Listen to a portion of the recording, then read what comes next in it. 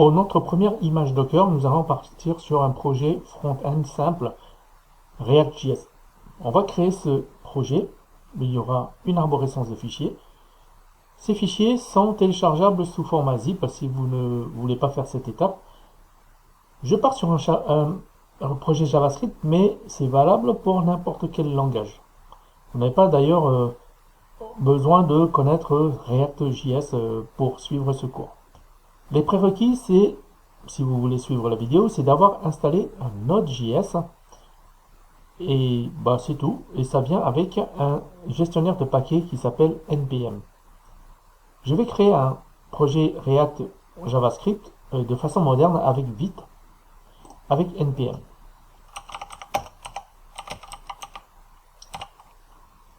Je vais installer d'abord Vite.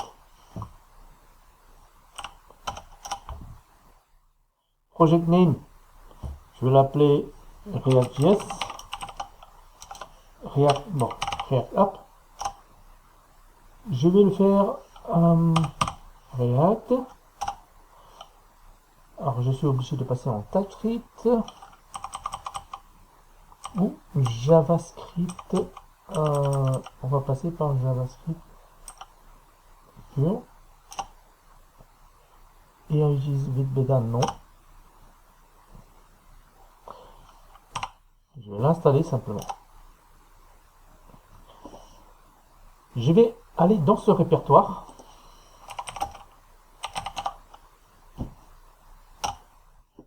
et je vais ouvrir Visual Studio Code de cette façon, en faisant code espace point dans le répertoire. Il va me démarrer une nouvelle instance.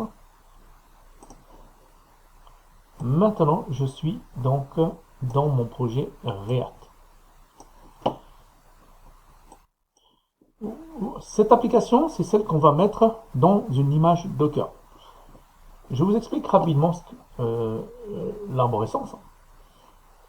On a une page ici principale, index.html. On a un répertoire source avec les projets de notre application. Et on a un fichier package.json qui contient les dépendances. Les dépendances ne sont pas installées parce que quand elles sont installées, il y a un nouveau répertoire qui s'appelle node_module qui va être créé. Je vais le faire. Je vais ouvrir un terminal et je vais faire npm install tout simplement.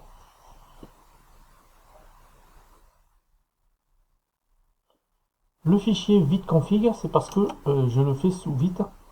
On n'a pas besoin d'aller voir l'intérieur. Ok. Ce répertoire node_module contient beaucoup de fichiers. Il peut faire plusieurs centaines de mégas. Et maintenant, tout est installé. Je vais pouvoir lancer mon site. Regardez cette zone-là, cet objet JSON, script, et j'ai plusieurs scripts que je peux lancer. Pour le développement, je vais utiliser dev. Et pour lancer ce script, je fais npm run dev. Maintenant, j'ai lancé un serveur web. Et en allant sur cette adresse, j'ai mon application Vite React. Récapitulons. Mis à part que j'ai démarré le projet en faisant npm create vite at latest, vous n'avez pas besoin de faire ça si vous ne voulez pas le faire. On va partir du principe que vous avez téléchargé le fichier zip avec des fichiers sans le node_module. On a dû installer Node.js parce que Node.js c'est le moteur JavaScript qu'on a besoin pour faire tourner une application React. À partir de ces fichiers, on a fait npm install qui nous a créé un répertoire node_module.